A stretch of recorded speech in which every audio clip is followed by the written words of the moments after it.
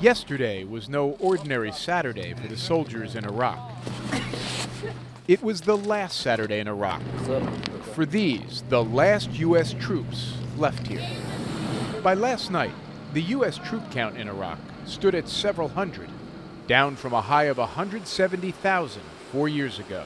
Hey guys, I just wanted to say hello.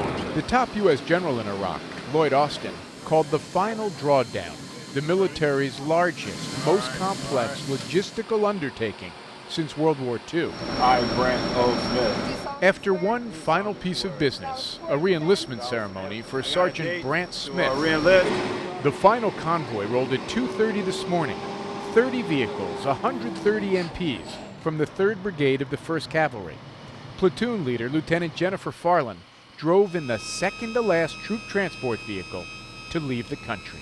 A little overwhelming, but we're watching history in the making. It's going to be pretty magical when we cross the border. A little more than 5 hours later, they had reached the border 160 miles away. Dawn was breaking. No ordinary Saturday night was becoming an historic Sunday morning.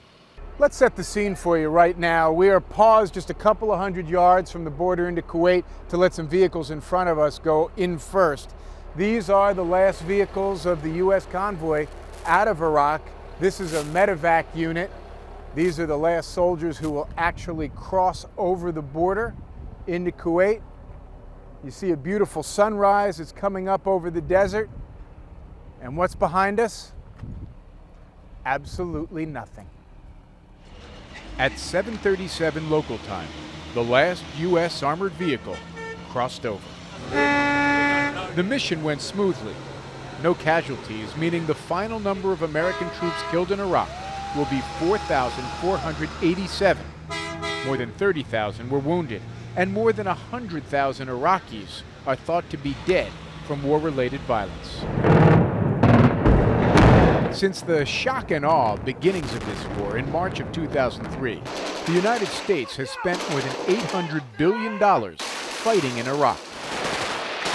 There will be no shortage of questions for the historians to debate, but for these soldiers on this Sunday morning, there was only one thing on their mind: completing their final mission successfully, leaving Iraq safely. As they stood on the side of a road just inside Kuwait, clearing their weapons of ammo, soldiers like Specialist Tristan McDonough, a 24-year-old from Tacoma, Washington, began concentrating on their next task at hand: racing the calendar to get home for Christmas. So they're gonna run across, give me a big old hug, and I get to be home in time for my son's 4th birthday, my daughter's 2nd birthday, so it's gonna be amazing. When it comes to these soldiers, and this mission at least, there will be no one arguing. It's mission accomplished.